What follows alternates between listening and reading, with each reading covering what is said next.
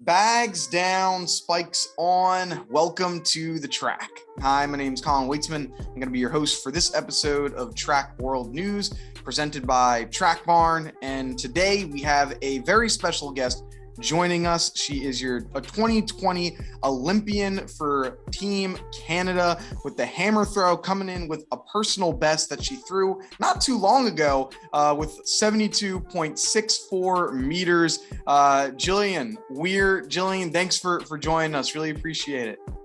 Before we go any further, I want to give a huge shout out to the sponsor of today's video, Manscaped. As track athletes, we're going to be running tons of miles every week and can be really sweaty and gross after a hard day of practice, but those days are behind us. Manscaped just sent me their brand new performance package, which comes with the Lawnmower 4.0 trimmer, Weed Whacker ear and nose hair trimmer, Crop Preserver ball deodorant, Crop Reviver toner, performance boxer briefs, and a travel bag to hold all your goodies. Look, I've tried a lot of razors in my day, but the Lawnmower 4.0 is just different.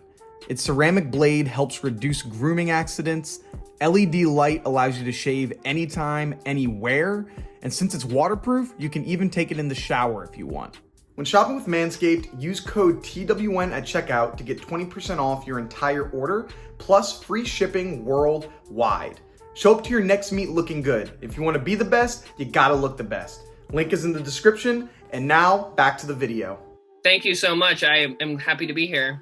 Yeah, I'm looking forward to getting into some things here. Before we get into any track and field stuff, because I know we got plenty of things to talk about there. Had some questions for you off the track, and so first, I did a little research on some of your tweets. So I have a question. All right. I got a question on two tweets that you had put out. I'm wondering if you got your any answers for it. So Let's see. first, this is from October 10th, 2021. You said, what do you like more? I'm trying to settle a debate.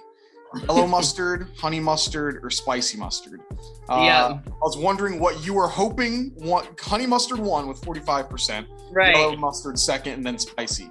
Where do you settle on the debate, and how did this question come about? Yeah, so that's pretty funny. So my roommate and I were debating like different sauces and like toppings and stuff. And I said honey mustard was overrated. So I don't agree with the winning result. I'm not a big honey mustard fan. I would go yellow mustard first, spicy mustard second, honey mustard third. But it was just kind of some funny like banter between like one of my roommates and me. And then I was like, let's put it on Twitter. Like, let's see what people think. And I was like, well, I guess people do really like honey mustard, but I'm just not one of those people. Yeah, I think honey mustard this is the heated debate here, I guess. It's really good at like one thing. It's like you can dip your I don't know, you can dip your nuggets or whatever in it, but then outside you're not putting honey mustard on a sandwich. Nobody's putting honey mustard on a sandwich. Where it's not versatile. Exactly. It's a one-trick pony. You need something that, can go all over the place. So I can understand where you're coming from there. That's all right. Yeah. So I like to keep it classic. There you go. Next one. So this was September 2nd, 2021. We're going to diving into the deep recesses of your mind. But you said, and this is perfect timing because Drake just dropped an album yesterday, I guess. Oh, yeah. You said, I remember what I was doing the first time I heard a Drake song back in 2009. Needless to say, I'm very excited about Certified Lover Boy. One, I guess it's a two-part question. Yeah. Listen to his new album yesterday. I have. Two, what were you doing back in 2009? When you heard this first? Yeah, so in 2009, I was still in high school, and I just remember being in the car with friends, and I think, like, Best I Ever Had came on the radio, and it was like, yo, like, this is pretty good. Like, who is this? And it's like, oh, this is Drake, and that was, like, my introduction to him. And I've always been, like, a big Drake fan. It's also fitting that he's Canadian, and so that's pretty cool. And Certified Lover Boy, I was, like, super pumped for it to drop, and I thought it was a great album. Now, this new album, definitely a different vibe. I feel like it was hyped up because whenever an artist has like a surprise release, people get super pumped of like, oh damn, like this is dropping tonight. And then when I heard it, I was like, all right, like it's not the same Drake that we've heard in the past. I feel like that last track he went on there and was like, hey, just to let you know, like I can still rap. But what I found interesting was Apple Music is actually categorizing it as a dance album. Yeah. So not his normal hip hop rap, and I think it's different, but it's vibey. I don't know. I mean, I don't hate it. I don't love it. I wouldn't put it in like my top 3 for Drake albums, but like I'm still a fan. So yeah, he goes all over the place with like his discography. It's like, okay, so you got some dance, he's using Jamaican accents out of nowhere. Like you get a whole bunch of different vibes. Yeah. And so that's what's interesting. You said you wouldn't put it in your top 3. What would you say maybe not your top 3, but at least maybe your favorite Drake album? Yeah, okay. Well, I can give you my top 3. So I would say Nothing Was the Same, and then I would go Take Care, and then I'd put Certified Lover Boy in 3rd. Wow, there you go. Not bad. Yeah, that's my take. Yeah, I think I like Take Care first, and then I might put I guess, what was it? If you're reading this, it's too late. Okay, yeah. And then maybe Nothing Was the Same there. So I feel like if you're reading this, it's too late. That has a lot of good songs for like working out. Like Legend and Energy are on those, right? Yeah. And so there is a lot of hype songs I feel like from that album too. So that's a good top 3. Yeah. Well, I like yours as well. So it's got some good heaters there for sure. Thank you. Awesome. So now, before we, dive into more of your track side, I know so obviously your dad was an Olympian, big time in the hammer throw as well. Yeah. But he wasn't really your introduction to the hammer. You started off playing other sports. I believe, like water polo, basketball, stuff like that. Like, what kind of sports did you like outside of track and field? When you were growing up. Yeah. So I was just always like a super active kid. Like, I saw people skateboarding and I was like, cool, I want to try that. Like, got into like skateboarding when I was a kid. And then like I liked to rollerblade and like ride bikes. So just kind of anything. Like, I had a pogo stick and like, I didn't have a trampoline, but like friends that had a trampoline or a pool, it's like, let's go to their house and like just kind of do kid stuff and be active. And so I always just, was really active. And then in grade like 6, 7, 8 in middle school, I was playing water polo and I did basketball. I even did wrestling. I have an older brother and he was on the wrestling team and I was like, oh yeah, let me try that out. And then I think I played softball for a year. And then in track, I did running events, jumping events, and then also shot and disc. So definitely like well-rounded, which I think kind of shaped me into the athlete that I am now. And I think it's important to have a good background in different sports, especially at the youth age. And then in high school, played water polo, basketball, and track, and just threw shot and disc. And then my freshman year in college, I actually went to Long Beach State for a year. And down there, Long Beach State's in the Big West, and it's a smaller conference. It's not, it's D1, but it's not a Power 5 school. And so when I was there, it was kind of like, hey, try the javelin, try the hammer, like see what works. And so picked up a couple other events. Wasn't really competitive, but it was just good to kind of get my feet wet. And then the next year I transferred to Oregon and I was still focusing on the shot and disc. I actually went to World Juniors in the shot put in 2012. And then I was doing a lot of hammer training that year. And then from then on, 2013, 2014, and then my last year at Oregon in 2015 is really when like things started to take off with the hammer. And then I just stuck with it. Yeah. Well, first, the most difficult sport, the sport I don't understand. I was a pole vaulter, so I've done my fair share of just sports that people are like, why would you do that? It looks insane. Water polo is one of those for me. Like how you're getting kicked underneath the water, holding like elbows flying everywhere. I mean, why water polo? That's I can't understand it. My mind doesn't wrap my brain. Yeah, so I actually grew up in California, and so it's lucky to be in a place where like you can do outdoor activities year round. And so my dad actually played water polo when he was younger, growing up in England, like also kind of random, but he went to an all boys school and like they had a really good water polo team. And so he kind of introduced both like me and my brother to it and was like, yeah, hey, I think this is a great like sport for kids. And we found like a club team. And so, yeah, we played, my brother and I played from 6th grade all the way through high school. So I played for 7 years. And I would say that I was in like really good shape at the time because you have to be able to be, you know, a good swimmer, but then there's like upper body stuff that goes into it. But it's way different than track and field. But yeah, I kind of just got into it and I loved it and it was fun. And I feel like it's not something I would ever get back into, but definitely when I'm done track and field, I would like to spend more time in the pool. Yeah, and it's awesome. Like something you mentioned, like, you know, you've played 30 million different sports. And, yeah. You know, that's something that I did as well. And I think it's unfortunate seeing a lot of the, I guess, from my perspective, like younger generations, like, yo, okay, I'm a basketball player. That's what I do year round or whatever, like whatever track that, like, that's it's not good. Yeah, not good to specialize too early. Yeah. It's like, you're 11 years old. You don't need to be doing basketball 24/7. Like, branch out a little bit. You might find out something you love, or, you know, it's nice to, you know, kind of, you know, get away from things a little bit there. 100%. Here you go. And so like we had mentioned earlier, like your dad was very elite athlete, competing in 3 different Olympics, both the hammer and I think the disc and the shot as well, back in the 80s, 90s, and even the 2000s. You know, what was it like having, you know, someone that is an elite athlete, you know, in the household growing up? Like, did you recognize that to begin with, or was it just like, oh, this is just dad, you know? Yeah, more of the latter. Definitely just dad to me. And it was just normal. It was like, oh yeah, like my dad's an athlete and my dad's a coach. Like that was just normal. Like sports are a big part of our family, especially on my dad's side. And so, yeah, at his first Olympics in 1984 at the LA Games, he did the disc and the hammer. And then he stepped away from throwing and he actually started playing some football. And so as a guy from England, American football was completely foreign to him, but he had a good friend and a teammate from college. He went to SMU and his best friend is Michael Carter, who is Michelle Carter's dad. And so Michael was, you know, a Texas guy, played football and did track. And he said, hey, Robert, you know, if you want to make some money, like, you know, you should look at playing football. Like, you're a big guy. And so my dad goes, okay.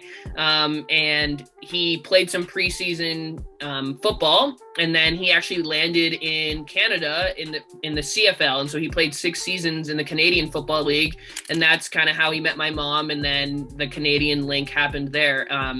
And then he was like, you know what, like, I kind of missed track and field, and he got into coaching. And then he said, I kind of want to throw again. He goes back and makes 2 more Olympic teams in his 30s. So I thought that was like super impressive looking back and kind of like understanding the full scope of what he did as an athlete. But growing up, it's like I had no idea that like he played football. I didn't know that he was an NCAA champion as a freshman. I didn't know really like the magnitude of some of the things that he had done. But when my brother and I were young, I was only 3 years old when he went to the Olympics in 1996. And then I was 7 when he was competing in Sydney. But we got to watch him compete in the discus in his 2nd and 3rd Olympics. And just to have that as like kind of a role model for sure, but also just of like, oh, like this is something that's totally achievable. Like my own dad did it, like why can't I? And so I think it was great to just be exposed to that at a young age, and it made it certainly possible for me to do what I'm doing. Yeah, I mean, that's incredible. You don't see like, oh yeah, I made 3 Olympics. Usually it's like 3 in a row, not 12 years later. You know, you're making like them in 3 and then a different event. Yeah. That's cool. Do you have any like specific memories from when you're at you know, 2000 or 96 games? Yeah. So when I was 7 in the year 2000 at the Sydney Games, like I remember being able to like walk around like the Olympic Village. Like at the time they kind of had like a friends and family area. And so like we could go in and like, you know, get free food and like drinks and stuff. And like as a kid, like unlimited Sprite seemed like the coolest thing ever, right? Yeah. So yeah, it was fun to be there and to be able to travel, and yeah, like I said, have that exposure at a young age was awesome. And I have a picture of like me when I was a kid, and I don't know whose medal it is. I actually should ask my dad, but like there's a picture of me with someone's silver medal around my neck, and I'm like, that's like pretty cool that like I was able to be around athletes and be around Olympians and Olympic medalists. And so just I think like the whole environment of seeing that this was something that was to me totally normal, even though it was a huge deal, I thought that had the most impact, because from a very young age I was like, yep, I want to go to the Olympics and I want to be an Olympian. That's what I want to do. Yeah, got to keep the family tradition rolling, and it obviously it worked for you here in Tokyo this past year. Yeah. But has there been any thought of how your dad's first Olympics was LA in what, 84, and your potential third Olympics where LA 20? Has there been any thought of you thrown in the same circle that your dad did all those years? Absolutely. I mean, I feel like LA 6 years from now, and I can't say for sure that I will still be competing at that time. I would like to 100%. You never know like where life's really going to take you. And I'm definitely focused on Paris right now. But if I were to keep going and to qualify for a third games like he did, and then to finish off my Olympic career where he started his, I think that would be pretty special. Yeah, it'd be just a full circle moment. Oh, no pun intended with. For real. I like what you did there. Yeah.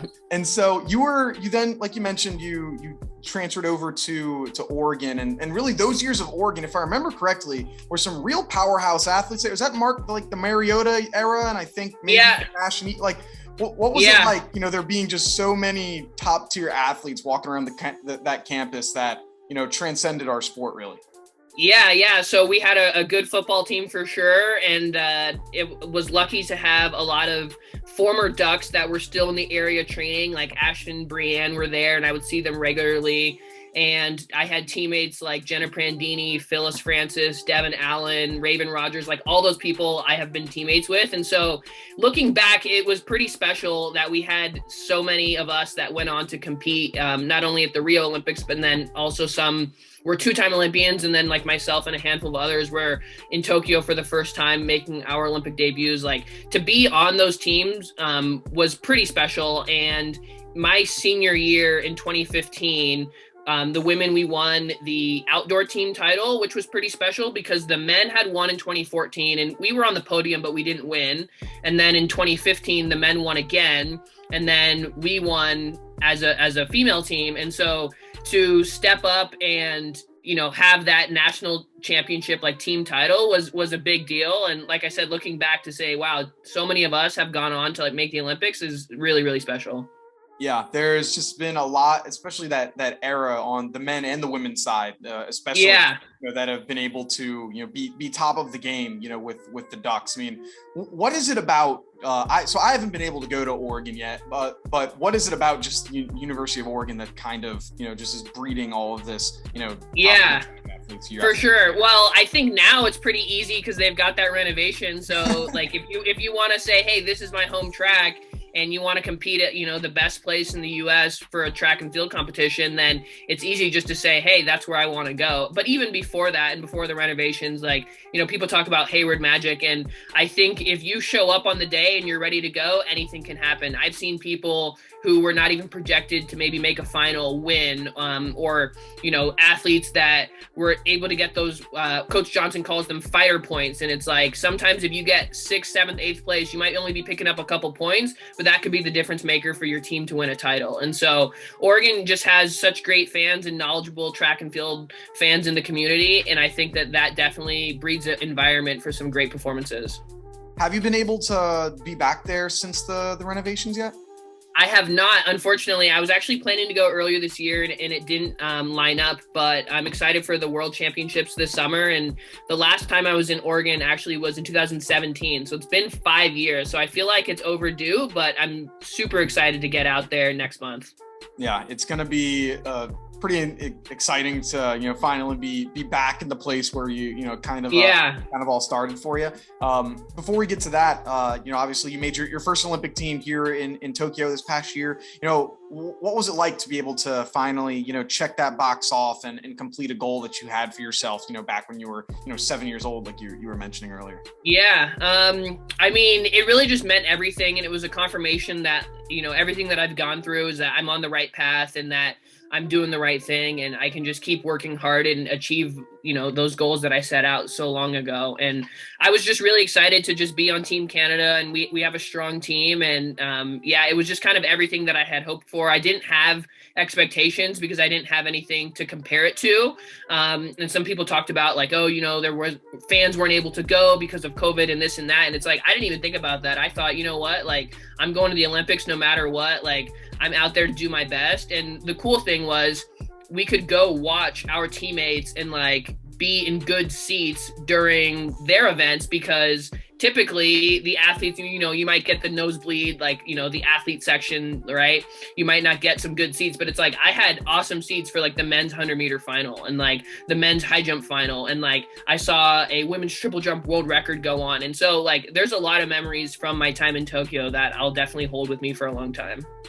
Were you able to see DeGrasse win his gold in the 200? I was not there in person, unfortunately. I was not there in person for that. But yeah, just the 100 I was there. So that was cool.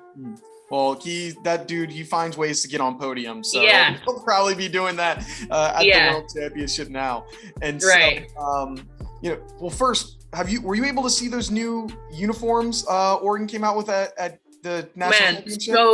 So cool. Honestly, like hands down, those are probably my favorite Oregon uniforms ever. Like that dark green and the gradient into the like lighter green with the ducks on it. Like they always do such a great job. But yeah, those uniforms that they debuted at the NCAAs recently, I thought were super sick.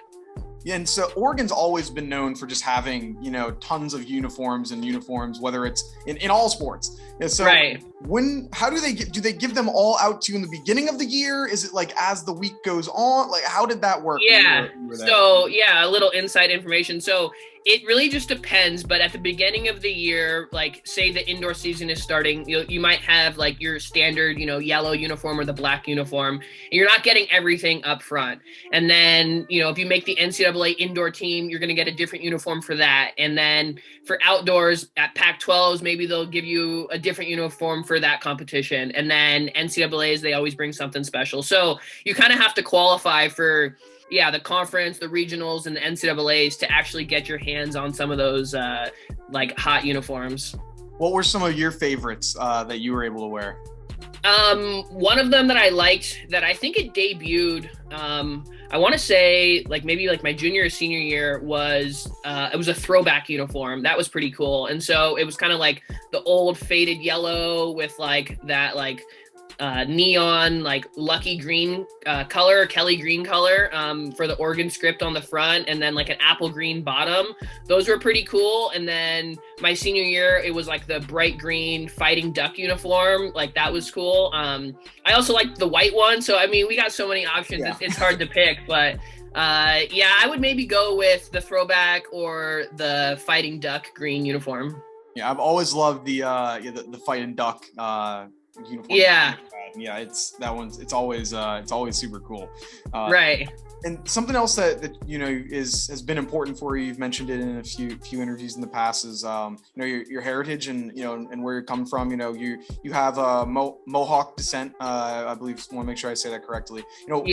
How important is that for you to have representation on the biggest stage in your sport, to be able to show other girls and boys that grew up like you, hey, you can make it anywhere. Absolutely. Yeah. So how that all kind of came out to be in, like, I guess I would say like the media is, I know an athlete in the US who is a marathon runner, and she also has Indigenous background. And so when I qualified for the Olympics, she just put on Facebook and she said, hey, I want to congratulate, a fellow Indigenous athlete, Jillian Weir, who's qualified for Tokyo.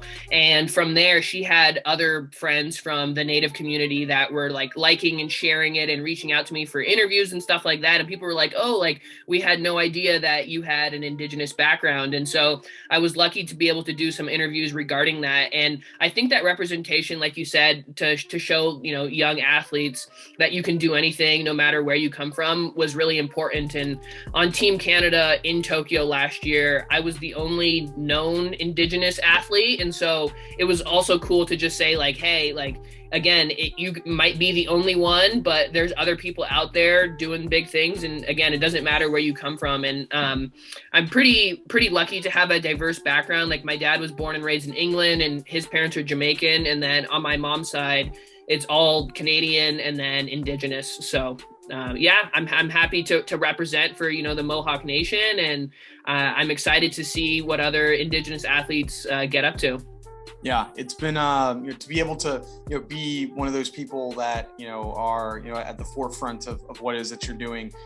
So others, have you had any people reached out to you, whether it be other kids or athletes? It's like, oh hey, like I'm Indigenous myself, whether they're Mohawk or not, reaching out and right. saying, quite a few around the time of the Olympics. And then there's an athlete in the US, Janae. She's from Missouri. She went to Kansas State. And so she right now is number 2, I think, in the world and number 2 in the US in the women's hammer. And so same for her, is like, she's Comanche. And she said to me, she's like, hey, like I had no idea, like that's so cool. And so like, we were able to chat about it. And I've was lucky enough to go after the Olympics in September.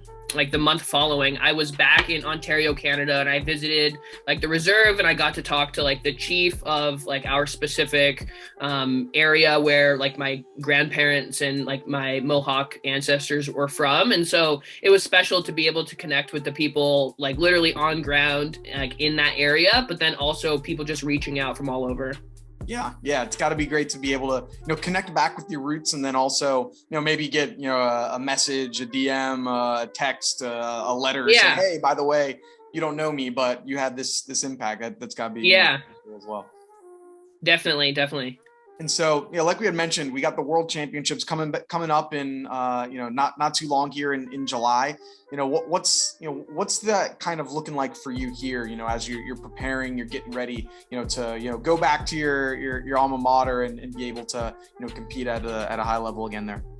Yeah, I'm super excited. So in Tokyo, I finished 19th, and I thought, top 20 was a solid mark, and it wasn't, everything that I wanted, but I was able to walk away and say, hey, you know what, I tried my best. And I feel like I've been through a lot, both on and off the track. It's like I made the world champs in 2017 and I fouled out. And so that's obviously, the worst result and something you don't want to happen, but it did. And I kind of had to bounce back from that. And then in 2019, I didn't qualify for the world. And so now in 2021 to have my world standard and to be going back to another world championships, I'm super excited. And I think realistically, like a top 12 finish for me, and then if I can sneak into that top 8 and just really put my best foot forward, that's definitely what I want to do, and I'm looking forward to it. Yeah, man. Like you said, in Oregon, you can be someone that's seated at the bottom and win the thing. So there's magic. You never know. And another thing, I was actually talking to my dad the other week about this, and it's pretty cool. So since Deanna Price is the reigning world champion from Doha, the U.S. gets to have 4 athletes in the women's hammer. And then, Cameron Rogers, she's been killing it this year, NCAA champion and NCAA record holder. And so with her and then with me, we could potentially have 6 athletes from North America out of the 12 in the final. And it's like, if we could have half that final be just all from North America, I feel like that would be really special. So yeah, just got to show up and do your part, but you never know what'll happen. We got to show the people over in Europe that we know what we're doing over here. Yeah, that would be complete domination, really flipping the script a little bit over there. Yeah, we're coming to ball here too. You had mentioned Cameron a little bit. She's been having an insane this year and past year. Yeah. And I've definitely just the women's side for college track athletes has been so close. Yeah. That top 4 where it's like, it's just been impossible for me to pick, who's having the best year. Right. You got to touch on, for those that may not be familiar with how impressive, what she is doing, like actually is, like, college stage. Yeah, absolutely. So her mark now throwing over 77 meters, I want to say that's a top 10 all-time mark. And also another context is if we go back before, let's say Rio even, the American record and the Canadian record weren't even over 76 meters at the time. So just in the last 5-6 years, we've had, Deanna throw, over 80 meters, and you've had other girls in the US throw over 77, 78, 79. And now with Cameron in Canada throwing over 77, it's a big deal. To get an American record or Canadian record, I think in any event or, any national record is a big deal. But to be a top 10 all time just really, really shows that, her hard work's paying off and she's killing it. They actually call her Killa Cam. So I think it's a fitting name. Yeah. There you go. Yeah. She's been going crazy. I mean, if you had a Bowerman vote, for the women, who might you go with? I mean, I definitely would be biased, and I got to throw one to my fellow teammate and another hammer thrower. But yeah, seeing what Abby Steiner did and Anna Hall, like I love all track and field events. I like watching the jumps and the sprints and even some of the distance events.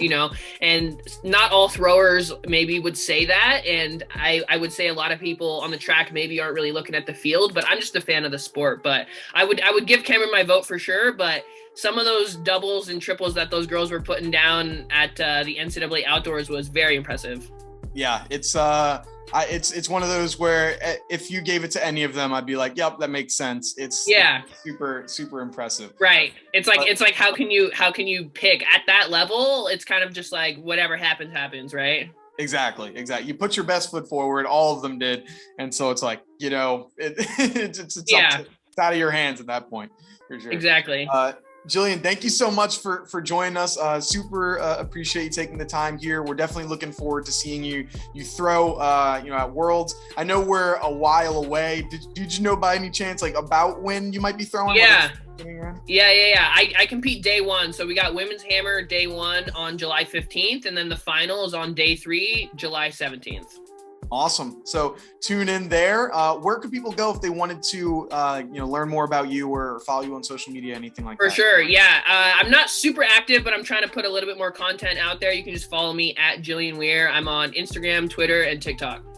Awesome. There you go. At Jillian Weir. Go and follow her. Get ready for World Championships. Thank you, Jillian, for taking the time. Really appreciate it. And thank you to everyone for watching or listening. This has been another episode of Track World News. If you want more content, go and follow us over on Instagram at Track World News. We post almost daily over there. Highlights, news clips, other types of content. So go and enjoy that. That's going to do it for us here. Have a good one. Peace.